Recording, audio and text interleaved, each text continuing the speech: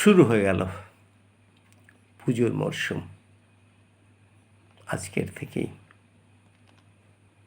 গণেশ পুজো, সিদ্ধিদাতা গণেশের পুজো। অনেকেই বলছেন এটা নাকি বাঙালি কালচারে ছিল না, নাগপুর কালচার, মহারাষ্ট্র কালচার।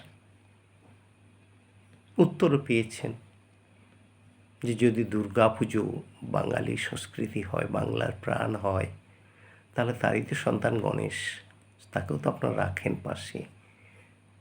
ষষ্ঠীর দিনে কলা বউ স্নান করে আনেন তার জন্য,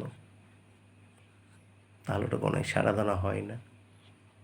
কেউ কেউ তো আবার বুদ্ধদেব ভট্টাচার্যের দাদুর লেখা গণেশ স্তুতি, পূজার নিয়ম, ধ্যান, সেই বই পোস্ট করে দিয়েছেন।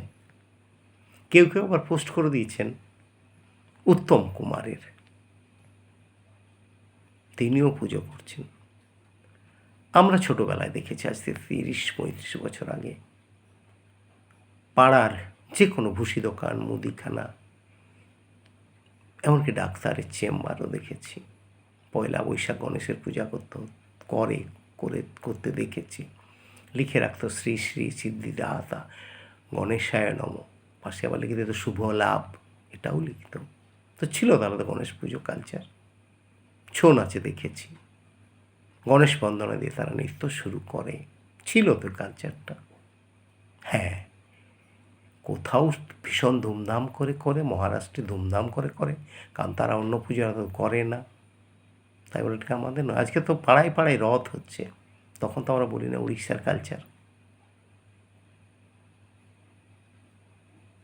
ওই যে খাওয়া দাওয়ার আসন করা হয় উপবাসের পর সন্ধ্যাবেলায়, ওটাও তো ছিল না। খ্রিস্টমাস চারদিকে আলোয় সাজিয়ে দেওয়া হয়, ওটাও তো ছিল না। আসলে এটা ভালো লাগা, ভালোবাসা, যার যেটা পছন্দ। সুতরাং খুঁত ধরার দরকার নেই, বাঙালি তাই তো।